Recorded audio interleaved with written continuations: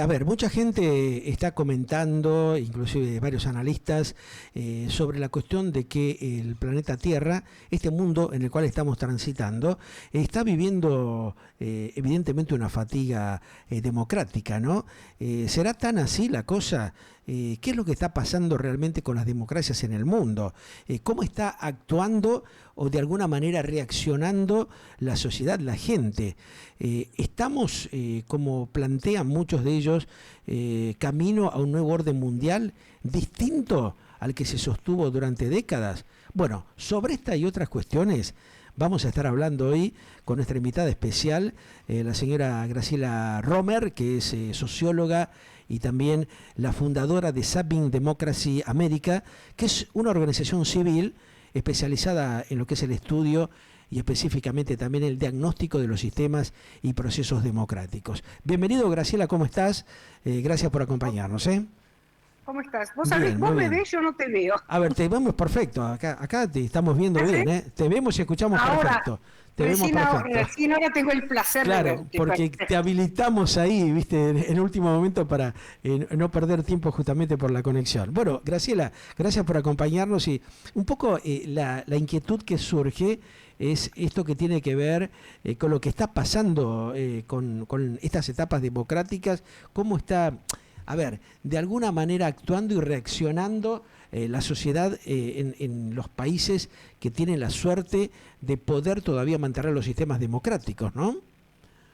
A ver, estamos atravesando sin duda un cambio de época, sin duda, y producto de un conjunto de factores entre los cuales el desarrollo tecnológico sí. es clave, ¿sí? Está transformando el mundo, está reformateando cada vez la tecnología hoy, sobre todo la tecnología, digamos, vía redes sociales, en la nube y todos los medios, la inteligencia artificial, claro. Sobre todo la inteligencia artificial, sí. Está de alguna manera transformando absolutamente el sistema Tierra y los subconjuntos, digamos, los subsistemas, desde la educación, el trabajo, la política, la economía y, por supuesto, inclusive, digamos, las propias relaciones humanas están en un proceso de cambio. Y es cierto que, digamos, este cambio de época no es nuevo. Hemos tenido desde milenios atrás varios cambios de época. La novedad con este cambio de época es complicado de explicar, pero voy a tratar de hacer lo más sintética posible. Bien. Cambios de época anteriores, digamos, de la caída del Imperio Romano, ¿no es cierto?, en adelante, por tomar una referencia. Sí. Se demoraban siglos, décadas. Este último proceso de cambio de época es tan vertiginoso, pero tan vertiginoso, que son cambios que vemos ya no de generación en generación, sino de día a día. Tal cual, ¿sí? Claro. Sí. Y esto genera de tensión y ansiedad que ha transformado inclusive las patologías modélicas de cada uno de estas épocas, ¿no? Venimos de una época de depresión, ansiolíticos, etcétera, etcétera, a una época de una excitación realmente, pero fabulosa. Sí, tremendo, ¿no? Sí. Un aumento de la violencia, y esto es importante, un aumento en todos los campos, a nivel físico, a nivel verbal, a nivel de, yo te diría vos, del manejo de la política, ¿no? Y en función de todo esto, aparece un fenómeno que en el caso de la República Argentina es muy particular, porque lograr la democracia después de décadas de autoritarismo, gobiernos autoritarios, con características muy especiales, ¿no? Donde sí. la muerte, la desaparición de personas... No fue nada fácil, querida Graciela. No fue absolutamente nada fácil. Fue vivimos una etapa muy dura, muy difícil. 40 años y nos vanagloriábamos todos, ¿viste?, reconocer realmente los 40 años de democracia, de continuidad democrática, sin interferencias de militares, gobiernos autoritarios. Y de pronto lo que encontramos es que la democracia también ha sido afectada, ¿sí?, por este fenómeno que planteábamos hace un momento. Y el tema acá es interesante, porque cuando uno se pone a pensar en cuáles son los ejes que recorren el porqué y, de alguna manera, el para qué de este cambio de época, ¿dónde está parada la democracia? ¿Cuál es el factor fundamental por el cual la gente apunta, ¿sí?, hacia un sistema que, en el caso, insisto, de la República Argentina costó tanto realmente? Yo no hablaría de recuperar, porque tuvimos tantos más años desde la fundación de no democracia que de democracia, que en realidad lo de recuperar es relativo, ¿no? Uh-huh. Pero en verdad lo que hoy está sucediendo es que la gente le reclama a la democracia no haber cumplido con sus ejes fundamentales, que son igualdad, libertad y participación. Entonces, ¿qué es lo que ha sucedido para que este sistema, que, como decía Churchill, no es lo mejor que, digamos, que hay, pero es el mejor que podemos tener? Digamos, no dijo eso, en realidad dijo algo así como, es el menos malo de todos los regímenes posibles. Totalmente, es así, claro. Ahora, ¿qué ha pasado, Graciela? En todo esto que vos estás planteando, realmente a uno lo lleva a reflexionar y a pensar, no hemos sabido cuidar la democracia, ha habido un aprovechamiento de un sector que se vanaglorió enarbolando justamente las banderas de la libertad, de la participación masiva de todos los ciudadanos y no de un sector determinado, estos privilegios que dentro también de la democracia han llevado un cansancio de gran parte de la gente, porque se da cuenta que no les están resolviendo los problemas básicos y elementales, ¿no?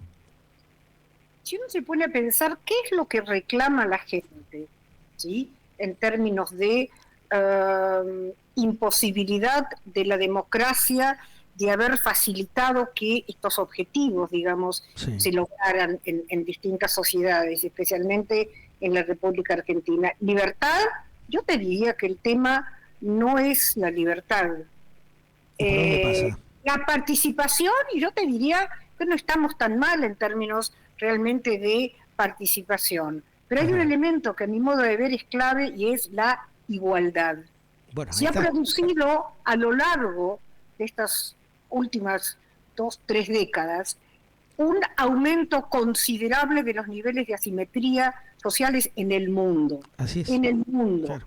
Los ricos son cada vez más ricos. La globalización produjo, ¿sí?, sobre todo la etapa de la última etapa de globalización económica, produjo niveles de asimetría y de apropiación, digamos, de la producción general de cada uno de los países. Uh-huh. Pero esto es un fenómeno general, te diría, tan absolutamente obscena, ¿sí?, que ha dejado a contingentes importantes realmente de cada uno de los países en juego. Claro, que están totalmente en la deriva, querida. Por fuera, exactamente, por fuera, absolutamente por fuera de, digamos, cualquier posibilidad de sostenimiento de una condición social o de mejoras de las condiciones sociales. Ahora, este armado que vos planteás de las corporaciones, que han tenido un efecto muy violento de alguna manera, destrozando estos núcleos que llevarían a una equidad razonable en los distintos países del mundo. No ha estado en concientización la dirigencia política, empresarial, sindical o empresarial, de que esto no terminaba bien, llevando la situación a estas condiciones como la que estamos atravesando? No, por supuesto que no. Yo creo que acá hay una responsabilidad enorme. Ahora voy a vincular en un rato esto que vos muy gentilmente, digamos, planteaste acerca de lo que estamos haciendo ahora con Saving Democracy. Yo creo que hay una responsabilidad enorme de las élites, ¿sí? De no entender que es imposible sostener un planeta más o menos equilibrado, ¿sí? Con niveles de asimetría, digamos, tan marcados. Niveles de asimetría que de alguna manera, alguna vez me acuerdo, Menem dijo algo con este nivel de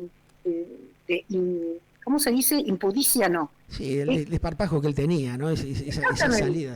No recuerdo, se le planteó justamente el tema de las asimetrías sociales en un gobierno peronista, y él planteó, bueno, pobres hubo siempre, claro, seguro, pobres hubo siempre, y bastantes menos pobres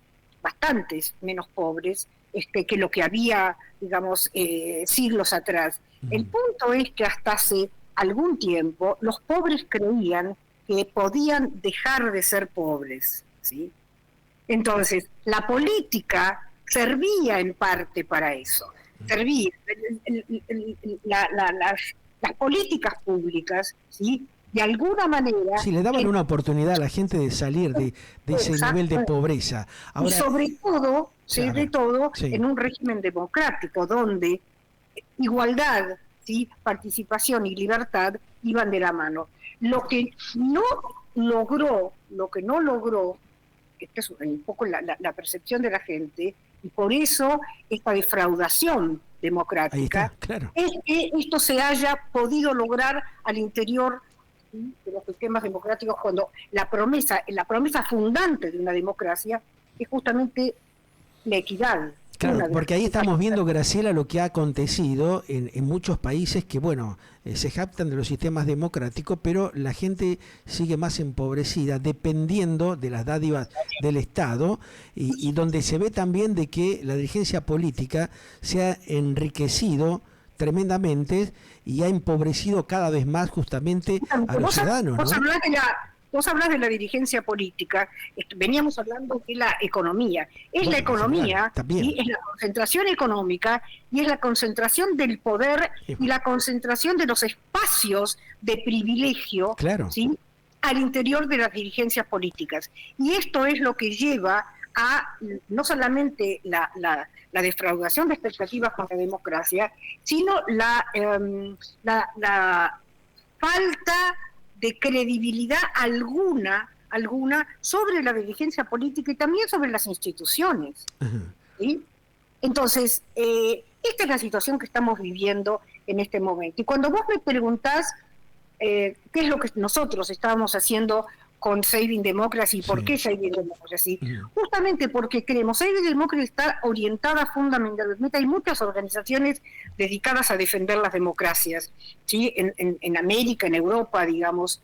Esta institución trabaja fundamentalmente con los líderes de opinión, porque creemos, ¿sí?, que los valores democráticos y la defensa del sistema tiene que ser básicamente parte de una cultura donde los líderes de opinión tienen un rol referencial central.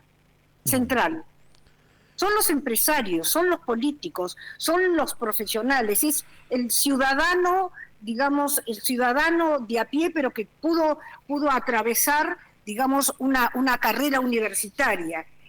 ¿Por qué digo esto? Porque la democracia, la gente tiene en general una concepción limitada de la democracia. Cree que, no solamente la gente común, también muchos especialistas, la democracia no solamente es ir a votar y participar políticamente o dispositivos para seleccionar representantes.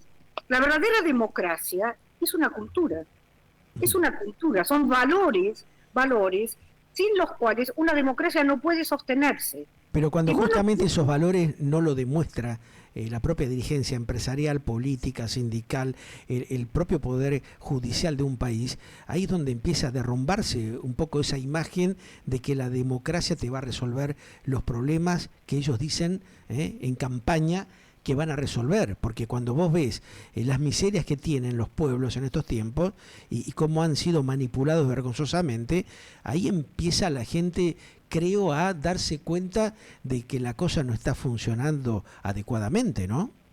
Seguro, seguro. Yo creo que el punto es trabajar muy fuertemente para reconstruir y formar a través de valores democráticos, a través de la idea de comunidad, ¿sí? Hay algo que es importante cuando uno se pregunta, y la gente que se pregunta, ¿qué relación existe entre democracia y desarrollo económico? Uh-huh. Hay muchísimos estudios que dan cuenta de esta relación. Sin un régimen democrático, ¿sí? Por supuesto que hay excepciones a lo que voy a decir, pero en general la democracia, el Estado, la democracia republicana, estamos hablando de una democracia liberal, ¿sí? Uh-huh. Es una condición fundamental, ¿sí?, de la estabilidad política. La estabilidad política, el respeto institucional, el Estado de Derecho, es condición fundamental para el desarrollo económico sustentable. Vos podés tener vos podés tener crecimiento económico sí, a través, digamos, de un conjunto de políticas.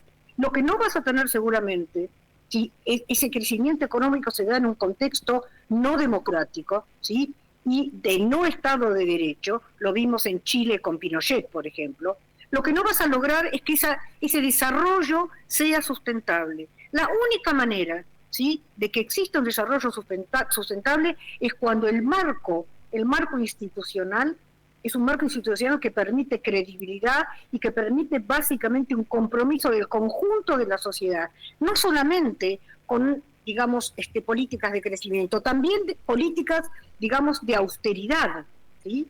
Y pero ahí tenés uno de los temitas que me parece a mí que viene fallando en muchos sistemas democráticos, que no hay austeridad y que justamente aquellos supuestos líderes o empresarios que tienen las herramientas adecuadas o necesarias para producir esos cambios con un sostenimiento del sistema democrático que tiene que ser equitativo, se supone, no logran consensuar porque empiezan los carpeteos famosos, la rivalidad y el hecho de estar en permanente campaña avalando cuestiones de alta corrupción, como se viene viendo en los principales países de Iberoamérica, ¿no? Ahora, ¿esto qué representa para un ciudadano que está esperando justamente tener una respuesta adecuada para tener una vida digna, que no la está recibiendo? O sea, aquí los líderes de todos los sectores empezaron a tomar conciencia de esto, Graciela, porque yo creo que hay precedentes en varios países de Iberoamérica que han hecho un buen trabajo, pero los sucesores no han logrado justamente mantener una continuidad de ciertos proyectos en los sistemas democráticos, ¿no? Las cosas que están bien no se continúan, se carpetean entre ellos en vez de establecer un organigrama de programa para darle una continuidad adecuada al sistema democrático. Vemos que hay una gran falla y no que entran en estas discusiones innecesarias, ¿no?, en esta agresión a la cual vos haces referencia, que termina generando también un cansancio en las sociedades. Pero es correcto el planteo que estás haciendo. A mí lo que me parece paradójico, fíjate, Argentina, plan de ajuste, ¿sí?, que ha impactado, plan de ajuste que realmente creo que gracias al poder de resiliencia que tenemos los argentinos, ¿no?, ha sido, digamos, recepcionado de manera favorable por gran parte de la población, Hoy, la gente que más acepta, digamos, aunque con reclamos y aunque con malestar, ¿no es cierto?, pero lo acepta y se observa el nivel de apoyo que tiene y ha logrado el actual presidente. Uh-huh. Sin embargo, lo paradójico es que cuando uno compara, ¿no?, al ciudadano común y sobre todo a los jubilados, uh-huh, tomemos los jubilados de un lado y tomemos la dirigencia política del otro. Uh-huh. Los jubilados no salieron a cacerolear ¿no es cierto?, a la puerta, como lo hicieron en algún momento de nuestra historia, a la puerta del ministro de Economía, sí. cuando los jubilados fueron a reclamarle al ministro de Economía. Sí, recuerdo, porque yo inclusive estaba en un móvil y estaba Norma Pla, Castel y otros dirigentes que le ponían el pecho y que en algún momento hasta lo hicieron llorar al propio Cavallo, que era ministro, ¿te acuerdas?, de Economía en ese momento.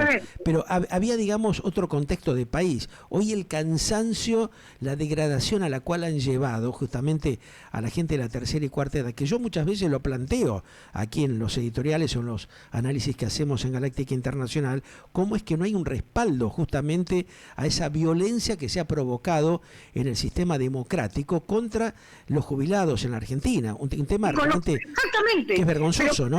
¿Qué pasa con los hijos, con los nietos de esos jubilados que de alguna manera no respaldan un reclamo que ellos ya, en este sentido, muchos no lo pueden hacer? Porque no están en condiciones, ¿no? Y ya han visto cómo los han apaleado, cómo los han criticado. Hay una vergonzosa situación y actitud dentro del propio sistema democrático que los dirigentes tendrían que empezar a rever, ¿no? Pedro, justamente la paradoja para mí es que la resiliencia y la capacidad de compromiso, ¿no es cierto?, que tienen, a pesar de lo que sufren los jubilados, no los tienen muchos empresarios que siguen teniendo regímenes de excepción. Claro, los privilegios, claro. Efectivamente, ese sector de la casta, que no solamente tiene que ver con una casta, la casta es una actitud, te diría yo, ¿sí? No es un segmento claro y nítido, sino que recorre como actitud sectores de privilegio, ¿sí?, que todavía están presentes y vigentes en un gobierno que realmente ganó porque se comprometió a terminar con el sector del privilegio. Bueno, la famosa motosierra, estimada Graciela. Ahora, cuando vos ves de que realmente esos privilegios van para un determinado sector que tiene un poder adquisitivo interesante, razonable, con los descuentos en los autos de alta gama, etcétera, etcétera, pero que no hay, digamos, una compensación para el sector más empobrecido, en este caso vos estás haciendo referencia a los jubilados, ¿no? ¿Por qué no se da eso? ¿Por qué no hay otra visión, otra actitud más honesta, más ética de parte de la dirigencia empresarial y también de la dirigencia política que promete todas estas cosas y que después, como vos claramente lo estás diciendo, no lo ejecuta? O sea, sigue con el mismo verso de lo que ellos mismos criticaban, ¿no? Mi estimado Pedro, porque llevamos en nuestra matriz genética como país una labilidad ética enorme, ¿sí? Enorme. Entonces, creo que tenemos que asumir esto, y el rol de la dirigencia, el rol de las élites es clave en esto, es clave. Porque no solamente son corruptos los dirigentes y los empresarios, muchos dirigentes y muchos empresarios, porque yo creo que tender a la generalización absoluta es erróneo, porque conozco políticos que realmente, yo he conocido políticos que han llorado, ¿sí?, por su incapacidad de no poder resolver problemas, ¿sí?, a ciertos sectores sociales en determinado momento realmente de Argentina, pero los he visto llorar, ¿sí? Entonces hay políticos como esos, y hay políticos, digamos, que no se puede entender cómo la sociedad, y acá está el otro tema, nosotros tenemos una sociedad muy pasiva. Bueno, por eso hacen lo que hacen, evidentemente aprovechan la situación, porque ¿no? existe impunidad, y la impunidad existe porque existe la ley impune, porque existen jueces corruptos y porque existe también una sociedad, digamos, permisiva, que tolera estos niveles. Esto, claro. Exactamente. Totalmente de acuerdo contigo. Nadie cierra la puerta de su casa cuando ve a un dirigente, sea sindical, sea político, etcétera, etcétera, que vivía en 50 metros cuadrados y de pronto, ¿sí?, se convierte en petrolero y se convierte... Bueno, pero esto es la propia sociedad. Hay otras sociedades donde ese tipo de gente no entra a un club, donde no entra a un country, ¿sí? Bueno, acá se intentó hacer algo así, me acuerdo de un country hace algunos años durante un gobierno, ¿no? Y bueno, pero si nosotros no tomamos conciencia de la enorme ciudadana, la conciencia ciudadana es fundamental. Ahora, cuando esa conciencia es permanentemente vapuleada, porque bueno, yo me salvo hoy, armo la quintita, o tengo, digamos, el respaldo del político de turno para tener un ingreso determinado que me beneficia, no me importa lo que le pasa al vecino. Y ahí es donde empieza el gran problema que tienen los sistemas democráticos, ¿no? Cuando la gente, la sociedad, no toma conciencia de este grave error que comete, creyendo que se va a salvar, porque después, a la larga o a la corta, les termina tocando a todos, que es lo que ha venido pasando en la Argentina en los últimos años, ¿no? Ese tema del desfasaje que tiene la cuestión del sostenimiento del sistema democrático, que va perdiendo credibilidad, estimada Graciela. No tenemos defensa contra la impunidad, sino pero esta impunidad recorre el conjunto, forma parte, digamos, de nuestra matriz cultural. Vos fíjate, cuando vos le preguntás a alguien o cuestionás, ves en cualquier programa de televisión, alguien que le cuestiona a otra persona o un político que le cuestiona a otro político, no se encargan de justificar, lo que hacen es compararse con alguien que lo hizo peor. O agredirse directamente, ¿no? Carpetándose entre ellos. Lo que se negocia son los niveles de impunidad. Claro. Esto lo hemos visto inclusive en las últimas elecciones en la Argentina, ¿no? Donde el propio Sergio Massa con el actual presidente se tiraban algunos dardos puntuales, ¿no? Y en otras cientos de oportunidades. Ahora, esto no les ha enseñado a ellos como ciertos líderes que tienen un poderío momentáneo en capitalizar ese poderío para demostrar que pueden hacer algo en serio para que la cosa sea equitativa para la mayoría de los integrantes de la República y no seguir manejando esa cuestión de sectorizar para determinado grupo, determinado durante un tiempo, porque después eso también, viste, que se ha visto en todos estos años de democracia, específicamente en la Argentina y otros países de Latinoamérica, que termina afectándolos directamente también a ellos, ¿no? Sabes que los cambios recorren en función de las distintas esferas de la sociedad, tiempos diferentes, ¿sí? Los tiempos de las políticas, el cambio de tiempo político es mucho más lento que el cambio a nivel de las relaciones cotidianas, digamos, ¿no? De las acciones cotidianas. Pero yo creo que hay una fatiga universal en Occidente. Claro. Y esta es la razón por la cual están emergiendo después, digamos, de gobiernos socialdemócratas y gobiernos de alguna manera liberales después de la posguerra, ¿sí? Y hasta la caída, digamos, del muro de Berlín, hasta los 90 y un poco más acá, hay una fatiga en Occidente, y esta es la razón de la emergencia de liderazgos fuertes, liderazgos que concentran, por lo menos a nivel de la fantasía popular, concentran poder, porque en general son producto del fraccionamiento, digamos, del sistema político en muchos de estos países. Pero yo creo que esto tiene vida corta, ¿vos sabés?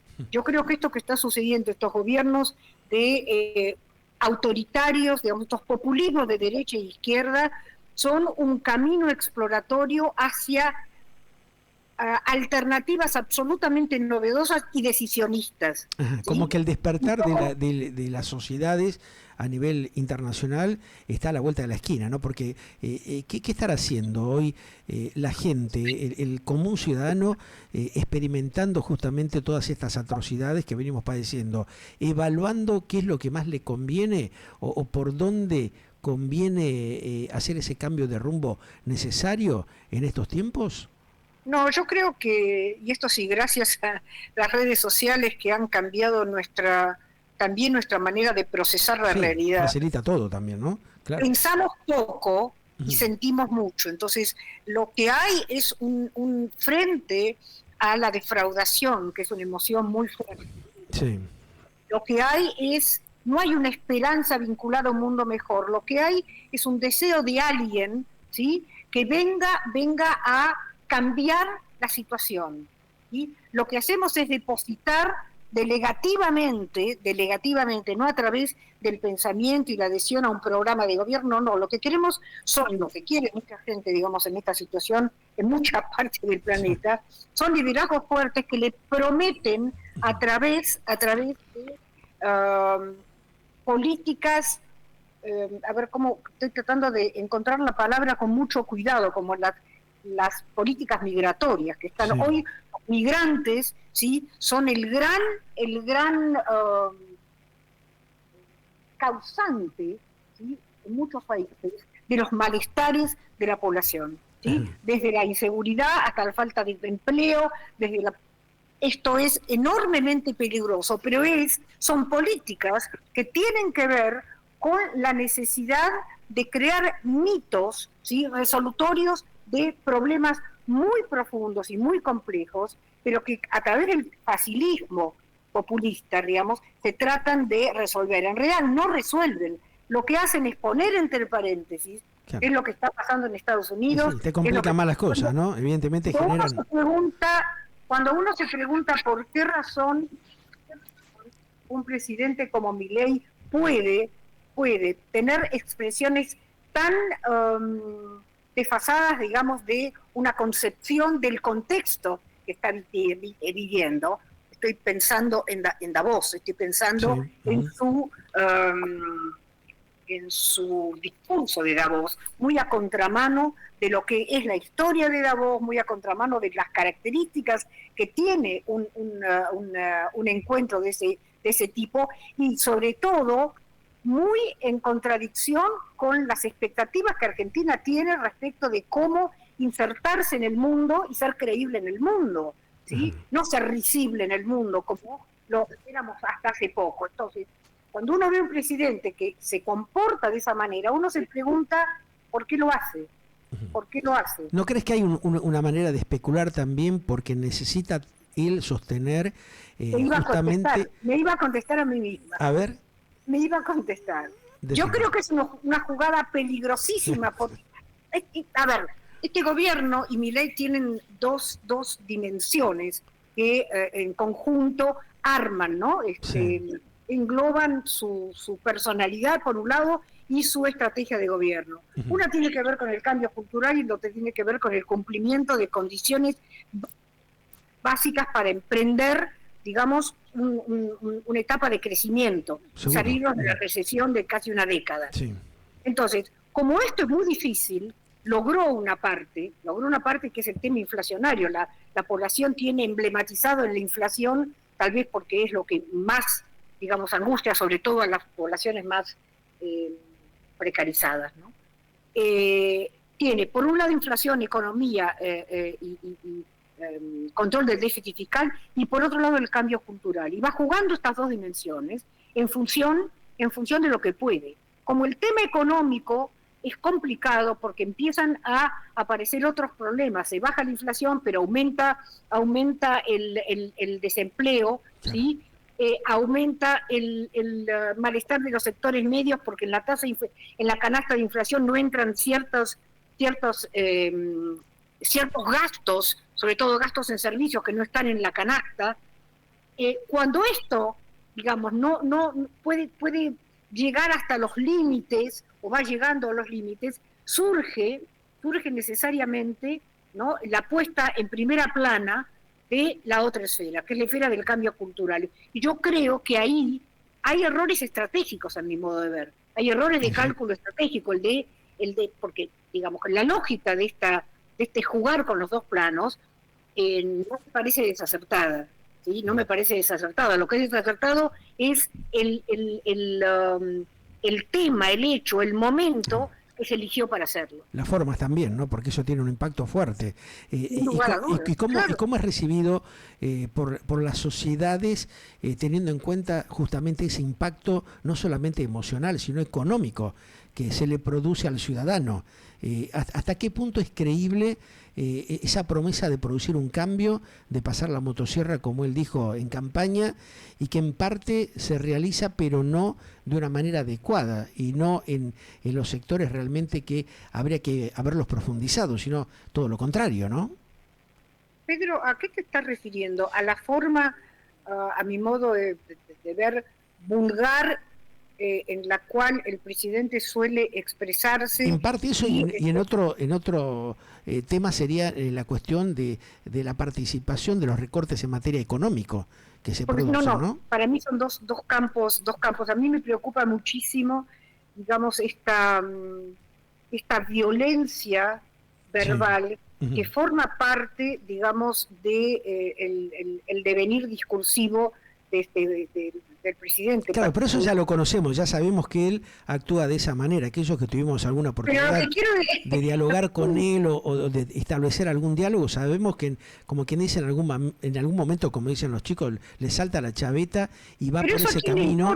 Por eso, a la gente lo que le importa es ver cómo mejora la calidad de vida del ciudadano, ¿no? Cómo se logra descomprimir esa presión constante y permanente que tiene el ciudadano de ser víctima de procesos democráticos que no le resuelven los problemas básicos y elementales, como es tener una digna calidad de vida, que yo te lo comentaba en un comienzo, tener seguridad, tener una cuestión de respaldo en materia de salubridad adecuado, que no existe, no solamente en la Argentina, sino en muchos países de Latinoamérica, ¿no? Pero además lo que tenemos es un conjunto poblacional que habla exactamente igual. Nosotros creemos, hay un sector de la clase media, sobre todo de la clase media ilustrada, ¿sí?, que nos molesta terriblemente, pero a mí me molesta esto, como me molestaba hace años atrás, escuchar a los chicos decir boludo, boludo, boludo. Claro. A mí me ha tocado parar, no voy a olvidarme jamás. Era tal el desespero, porque me molestaba mis oídos, un día comiendo, ¿sí?, en un lugar, había dos personas de 45, 50 años, 55, y era todo el tiempo. Que utilizaban, claro, esa forma de expresarse, sí, y bueno, que después te van contagiando de alguna manera, ¿no? Porque te van llevando, te van arrastrando a eso. Ahí tenemos el tema de la cultura, lo que vos hablabas también en el comienzo, ¿no? Un montón de cuestiones que convergen para tener este combo que estamos viviendo, ¿no? Por eso vuelvo a decirte, la democracia solamente no son reglas procedimentales, ¿sí?, para elegir candidatos y participar públicamente en las decisiones, ¿sí? Es una cultura. Entonces te quiero decir lo que hice en ese momento. Paré y le dije, mire, a mí me resulta muy difícil saborear lo que estoy comiendo, que ustedes siguen hablando de esa manera, porque la verdad que me da náuseas. Fíjate lo que pasó, eran dos personas, ¿sí?, una me miró y se rió, y la otra me miró con odio y me dijo, ¿vos quién sos para venirme a decir, ¿sabés quién soy? Soy una persona que no tengo por qué escuchar las groserías mientras estoy comiendo. Y me volvió yo te pregunto, ¿cuánta la gente le dijo a sus hijos, no hables así delante mío? O hay una participación y hay un compromiso, hay una responsabilidad de la propia sociedad. Esto es lo que quiero decirte. A mí hay una cosa que me preocupa, y termino con esto, porque te veo ya con falta de tiempo, pero hay una cosa que la quiero decir. ¿No te diste cuenta, Pedro, cómo las palabras se han presentado y se presentan a diario en medios como Nación, Clarín, y firmadas por periodistas altamente prestigiosos que jamás en la vida hubiera imaginado, porque antes, en vez de decir el boludo que te dije recién, se ponía B puntos suspensivos, o se decía... Hoy te lo dicen directamente, te lo escriben encima, y te lo plantean en los medios de comunicación abiertamente, ¿no? Entonces, esta es la impunidad moral de la cual participamos en mayor o menor medida, ¿entendés?, el conjunto de los argentinos, para poder avanzar, ¿me comprendés? Y lo mismo con el tema de la corrupción. En otros países del mundo, creo que fue en Inglaterra, donde un secretario de Estado creo que un secretario de Estado, fue impugnado y tuvo que renunciar por haber utilizado una tarjeta de crédito para comprarle la tarjeta corporativa, ¿no? Del gobierno. Y bueno, entonces, acá los funcionarios iban y hacían compras personales, no sé, hasta la confitería, el café que se tomaban, la ropa, y nunca pasó nada, ¿viste? Los denunciaron y realmente la gente que los denunció después tuvo más problemas que ellos. Entonces, evidentemente hay que volver a dar de nuevo, como quien dice, ¿no? Arrancar de cero o empezar a hacerle tomar conciencia a la gente. Que la gente se levanta, son pocos los casos que la gente se levanta de un restaurante cuando entra un corrupto ya sancionado por la ley. Claro. ¿Sí? Este es el punto. Es un tema. Bueno, esperemos que a través de este, digamos, organismo del cual formás parte y has generado una convocatoria muy interesante, empiece a tratar de bajar un lineamiento para concientizar a los ciudadanos, a la gente, porque creo que el tema pasa por ahí, ¿no? Que empecemos a hacernos respetar. Hay una falta de respeto ante el ciudadano que es muy vergonzosa, y justamente el sistema democrático tiene que servir para revertir esta situación, ¿no? Para que si hay un parlamento, que allí se trabaje adecuadamente, que vemos que no se está haciendo como corresponde, todas estas cosas raras, ¿no? Tal vez la gente tiene que empezar a entender que hay investigaciones suficientes en el mundo, ¿sí?, que demuestran la relación existente entre democracia republicana, instituciones fuertes y desarrollo económico. Sí. Entonces, esto no es simplemente, creo que si podemos lograr ese maridaje, ¿sí?, valórico, de pronto, y acá en ese sentido, la educación tiene mucho que ver con fundamental, esto. Claro que es algo que debería trabajarse a nivel de las a través de juegos y a través de el manejo de las reglas de juego. No hay forma de crecer, ¿sí?, y sostener estabilidad, digamos, social, si yo no tengo respeto institucional. No hay manera. Es como en un edificio. ¿Vos te imaginás un edificio de departamentos donde la gente no acepte las reglas del... ¿Cómo se llama lo que tiene? De convivencia, claro. Las reglas que están en los estatutos internos de los... Sería una hecatombe, ¿no? Y está pasando en muchos lados que justamente se producen esos conflictos porque hay algunos que no están de acuerdo o no son respetuosos de esas reglas. Y ahí es donde se empieza a destruir todo, ¿no? Donde se empieza el reglamento de consorcio. Si vos no lo cumplimentás... Si vos no mantenés el reglamento de copropiedad vigente, si vos cuando subís un ascensor no decís buen día, buenas tardes, buenas noches, el clima que se genera, la tensión permanente que tenés ahí, claro.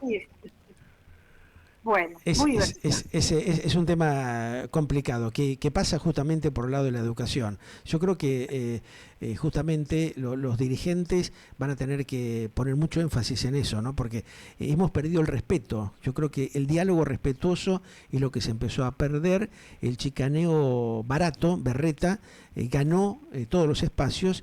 Y ahí es donde entramos, creo, en una debacle muy fuerte, ¿no? Que hay que empezar a analizarla. ¿Por qué nos viene pasando esto, no? Porque nosotros formamos parte de eso. Y después, bueno, nos quejamos de los gobernantes que tenemos, pero bueno, los vamos generando nosotros mismos. Desde nuestra fundación preferimos respetar personajes y someternos a los personajes y los designios de los personajes políticos y del poder, que era la Constitución Nacional y las reglas de juego y el Estado de Derecho. Nosotros tenemos una trayectoria de sesgos, digamos, anti-institucionales muy marcados.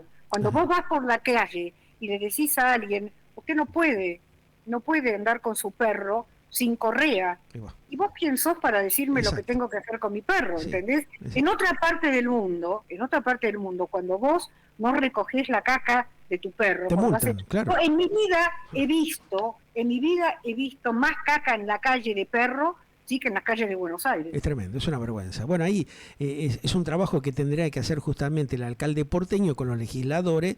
Ese tema, mira, vos hiciste pie en algo que venimos charlando hace muchísimo tiempo en nuestra señal, que nos valió un montón, bueno, de insultos, de reclamos y demás, porque decíamos eso, ¿no? Lo irrespetuoso que es el ciudadano de sacar a sus mascotas, que los tienen aparte en lugares indebidos, en departamentos de un ambiente, te tienen un ovejero alemán que ni siquiera tienen balcón. ¿Y qué hacen? Tienen que salir a la calle a hacer sus necesidades, el animal 3 o 4 veces por día, pero lo hacen enfrente de las veredas o de los accesos a las cocheras o a las propiedades de los vecinos y dejan todo ahí, no les importa nada, generando una contaminación, nadie dice nada, están ahí en la pavada, viste, los legisladores viendo a ver qué currito, qué negociado arman, pero nadie, por ejemplo, se ocupó, fíjate vos, en decir, bueno, vamos a legislar algo que tenga, bueno, un poco de lógica y de razonamiento, que si uno tiene una mascota en un lugar inadecuado y sale a perjudicar a los vecinos,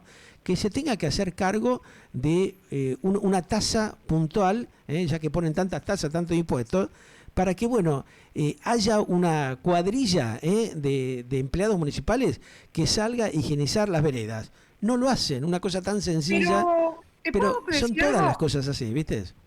París, vos querés más perros que lo que tiene la gente en París. Pero la gente respetuosa, respetuosa. No, el problema no es prohibirle, un ovejero alemán te puede vivir en un departamento de 50 metros o 40 metros, porque ese no es el problema, el problema es el respeto por el otro. Ahí está. Entonces, la cosa. Vos podés, si salís con tu bolsita y juntás, el perro puede hacer en la puerta de su casa, ¿entendés? Si no lo educaste para hacer en el árbol, pero el punto es que recojas, ¿entendés? La materia fecal de tu perro. Esta es la vergüenza. Y bueno, ahí está la cosa.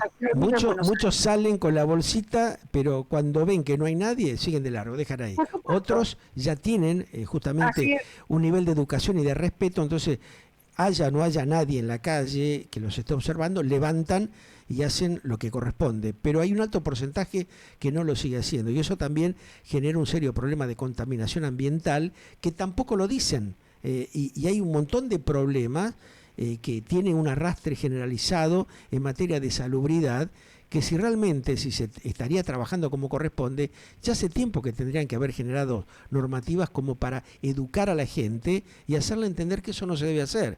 Sin embargo, viste, tampoco lo hacen. Pero bueno, son las cosas que tenemos todavía que aprender y que difundir para que la gente empiece a tomar conciencia de esto y saber convivir con el otro, ¿no? Como para respetarnos, algo tan sencillo como eso. La gente espera, haga patria, use bolsita. Totalmente, así es. Un gran abrazo, Graciela, como siempre, gracias. Está bueno estas reflexiones y esta toma de conciencia que hay que hacer como ciudadanos. Así que esperemos que la gente, bueno, empiece a llevarlas a la práctica para mejorar nuestra calidad de vida. Un gran cariño. Chao, muchas gracias. Gracias a vos. Graciela Romer, un poco analizando esto que pasa justamente con las sociedades en las comunidades locales e internacionales, ¿no? Pero también las diferencias que hay cuando realmente hay respeto por el otro. Aprender a convivir, aprender a ser un buen ciudadano. Ya volvemos.